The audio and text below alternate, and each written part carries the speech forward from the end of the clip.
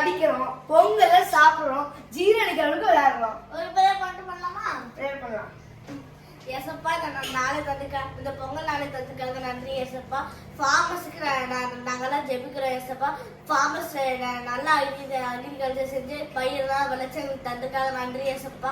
உங்களுக்கு ஒன்றும் பயம் தாங்க ஏசப்பா. உங்களுக்கு எந்த பிரச்சனையும் வராம அந்த அக்ரிகல்ச்சர் எந்த பாதிப்பும் வராம பார்த்துக்கொள்ளுங்க. அவங்க கிருமனாக பார்த்துக்கொள்ளுங்க. ஏசு தேவன் ஜீவனோட நல்லா பிடாவே. ஆமென். விளையாடலாமா? டேய் மேக்ஸ் படிச்சிட்டீங்களாடா?